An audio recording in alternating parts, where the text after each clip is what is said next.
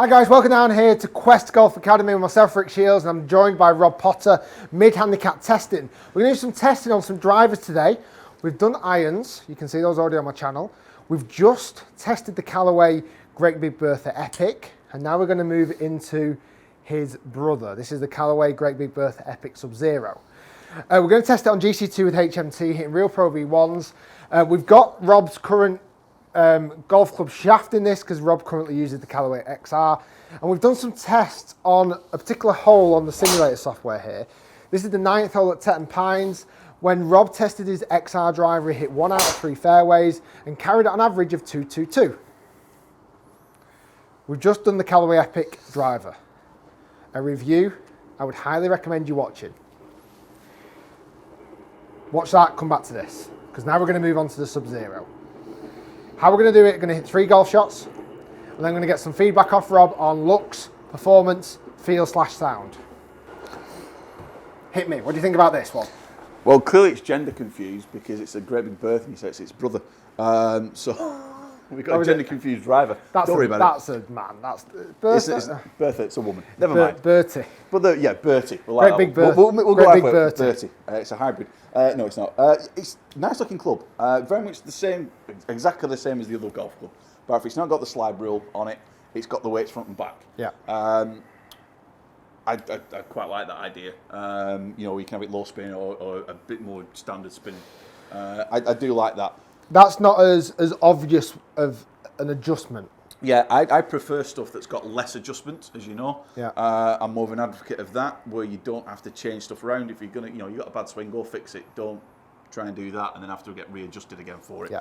So I'd rather have that. So this, we're going to test it at the moment, because I think this might suit Rob. If it doesn't, then we'll switch it around. But we've got the weight in the back, which is a 12 gram weight and a 2 gram weight in the forward position. We're getting 10 degrees of loft, which is what Rob normally hits around that mark, like I say, in his normal shaft. And we're going to give it a hit. We've covered the name topic before in the last video, so you want to watch that, you can do.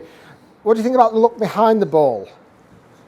Pretty much the same. It's exactly the same. It's got, in terms of the blending from the carbon fibre going into the shiny, very much the same. This looks bigger. Yeah. Yeah. It looks bigger. Yeah, it is. Is it? It's not. So on this, on the Epic, and that's why I did that. Because when you're saying it's the same, I'm thinking, I think the only time you ever see when it's different is when you've got both of them side by side. Even though the Subzero is supposed to be for the better player and is supposed to be a little bit more of a squashed head, it's massively bigger. The footprint of the driver is definitely bigger than the Subzero standard driver. It swoops down lower at the back on this one than what the other one does. The other one's got a bit of a chunkier rear end. That's like, you know, Beyonce compared to supermodel Kate Moss. Yeah. Easiest way of doing it. This is Beyonce. It's Beyonce, this is Kate Moss. I'll look after this one. Hey, Beyonce's well up the stick. You look after her very well in that case. So we're going to go with Subzero, weight back, 10 degrees, give it a rip. Okay. So it's definitely a different looking head. Definitely.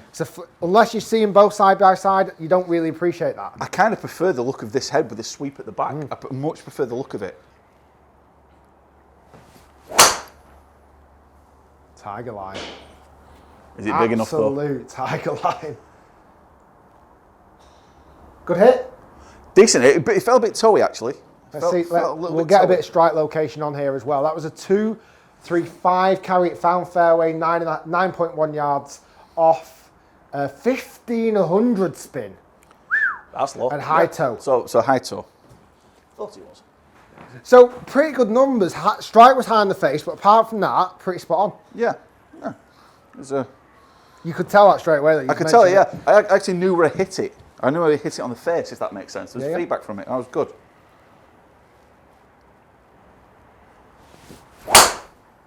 Now that might be in Rob's bunker. That's right. That's right, wow. Rob's bunker. That was just a bad swing. That. Wow. And this is why I'm a 13 handicapper. Oh, you blocked out there, mate. That's yeah. Whoa. Oh. 61 yards offline. You've never seen me hit a shot like that, ever. God, I was so proud of you before, Rob, and now. Yeah. Your path was amazing, but your face was wide open. Oh, Jesus. That was not pretty at all, was it? No, sir. Okay, so we'll improve that one, shall we? That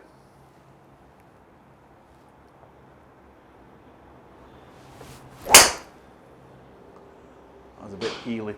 Yeah, not After that first one, not quite fine in the middle of the face there. Yeah, just bad swings. Got to go one more. Yeah, if you want to. Yeah, bad swings that. Now this is in its most forgiving setting, so I can't put it into a more forgiving setting for you.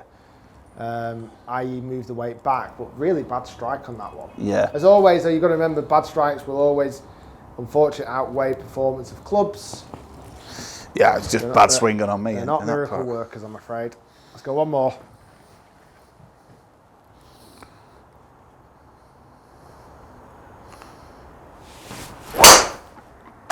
Better.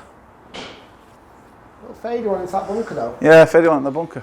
Now, there might be a reason behind that. Yeah, I'm pants. No, there might be a reason behind that. You reckon? Well, you know you're a pro. You're not the first person to struggle. Sorry, you're not the first person to have a favouring towards the right with this driver. Really? And you know what? Go on. I think that's why I'm getting on with it so much. Yeah, probably is. This driver compared to the Epic, I think it's fade biased. Yeah, could well be actually. No, it's not. Could well be. I think it is. All right. No, it is. It sits a little bit open, and there's a definite fade bias this driver. Okay. Because I've tested it doing that. I've had some of the people who've been down here testing this driver as well doing that, and I find that it leaks to the right a lot. I do honestly. So it helps you. Yeah, that's cool. You're not better than me on that one, mate. I wouldn't know. Because you've just hit everything right of target. Oh, that's just. If we're still at Leyland on the first, I'd be all beat all day long. Every single one of those went right of target. But I honestly, this is why I feel I hit this driver a lot better, because it definitely has a toe opening look to it when I set that down. Yeah. Way more. And whether the shot head shape has a bit of fade bias to it as well. Could be. Yeah. I'm not the first one to say that. Pete's hit it as well. He said that. And I've had, who else has hit it? Dan Whittaker hit it. And he said that. It had that kind of little fade bias to it. Cool. Right. And I think that's why I've been fading it a little bit more than what I'd been hitting other drivers. Let's have a look at the numbers though regardless. I'm going to keep all 4 shots in there because obviously one of them was a real terrible shot. Average carry distance it's still giving you is 221 considering you've hit it pants. The best one was 235, which was fantastic and a really good shot but too low a spin. And the rest of them then was just fading off to that right hand side way too much.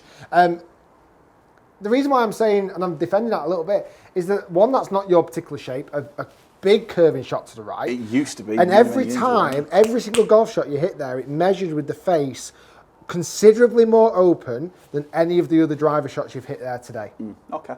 I just thought that was pilot error. No. Well, there's going to be a bit of that. It is with pilot error. But I do honestly think this has got a fade, much more of a fade bias to it. Okay. So let's give it some ratings on that, considering you've just rated how you've rated the Epic. Yeah. Looks. For looks, it's still up there. It's 9. 9 for looks. Yeah. Performance. Performance is a 5. Yeah. For you, that does not work for you one bit. It's a 4, actually. It's like I can't give it halfway. It's got to be less than that because I've just hit it into real estate in a different county. Yeah. So it's but how amazing is that? How well you hit the Epic. I know. Like amazingly amazing. Yeah. And you come to the Subzero and it looks the same and it looks, you know, but the performance is so different. It's untrue. That's Epic and that's Suicide Watch. For you. Yeah. But for me, that's Epic. Yeah. And I mean, I don't mind that, but I hit that way straighter. It's hard then, we're talking about feel and sound, but what would you get feel and sound on that? Feel and sound, again, because of where I hit it. It's hard to measure. It's hard to measure. I could almost want to just put a line and go, missed score. But we can't. We got to do the same.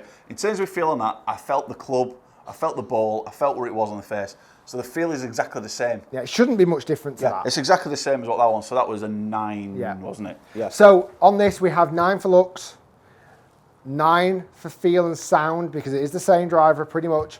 But for this one, for Rob, it's 4 on the performance. 4, yeah. So we scored that 22 out of 30 compared to 28.5 of the Epic. But it just goes to show these drivers, yes, are very similar, but they have massive differences as well. And I do absolutely, genuinely believe that has got definite fade characteristics to it. The only reason that's getting a 4 for the last one is because the first one hit relatively straight. Yeah. And that's the only reason why I'm getting a 4. Before it would have been that down at 3 or 2. It'd be 3 or 2. Guys, thanks for watching. Hopefully you enjoyed the video. Hopefully that makes a little bit more sense. And I like doing it in this way because where maybe the looks and the feel and the sound have been rated super high, for Rob on that particular performance was dreadful. So it doesn't deserve a high score, where the Epic definitely did deserve the score that it got because it was fantastic. 1 out of 4 on the fairway for this. It doesn't rate it, and it goes off to the right as a tendency, and I found that for a lot of testing I've done with this driver so far. Guys, thanks for watching the video. If you've enjoyed it, click thumbs up. Comment below, what do you think of the new Callaway Epic range? Have you had a chance to test the Epic against the Subzero? And have you found similar results? Have you been finding the Subzero to be tailing off to the right more than potentially the Epic? Guys, thanks for watching. Subscribe by clicking the big red button. Comment below. Go and follow Rob on Twitter. And we're going to now move over to the TaylorMade M1, M2 drivers. Thanks for watching. We'll see you next time. Bye.